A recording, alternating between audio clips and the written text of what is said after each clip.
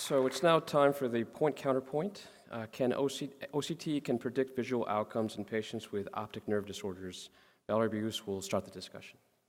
So, despite the fact that they are trying to shut me down by taking my microphone away, I will tell you that obviously the answer is yes, especially when you say can, not does predict, and when at the end of the sentence you add sometimes. It really depends. So, it really, I mean, it's a bad question, honestly. Because you cannot generalize. You cannot generalize. First of all, it depends when you're doing your OCT.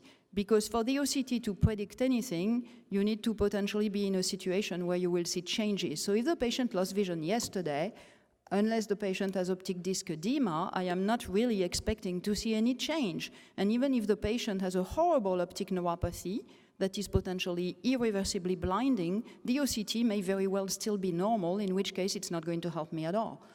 It also depends on the cause of the optic neuropathy. So for example, I think we have enough arguments to say that if you have a compressive optic neuropathy, the OCT can help you predict the prognosis in addition to other parameters, such as for how long has the compressive optic neuropathy been there, how bad the visual function, and how bad is the tumor. Is it an infiltrative tumor versus a simple compressive tumor that can potentially be gently removed without further damaging the chiasm?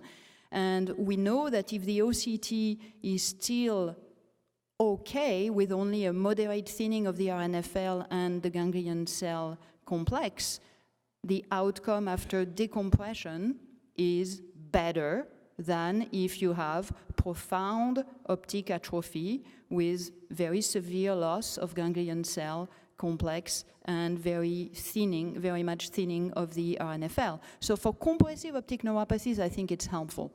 In optic neuritis, it has been shown that if you have one of those bad causes of optic neuritis, such as neuromyelitis optica spectrum disorder, for example, you're going to have a bad OCT very early in the course of the optic neuritis, and that this is associated with a worse visual outcome. It has also been shown in patients who have optic neuritis in the setting of multiple sclerosis. So yes, I do include the OCT in everything I use to try to get an idea about what could happen to the patient, knowing that, of course, it is not black and white, but it's a tool I use, and I always obtain an OCT acutely, and in the follow-up of the patients I follow with optic neuropathy, because it helps me predict the future.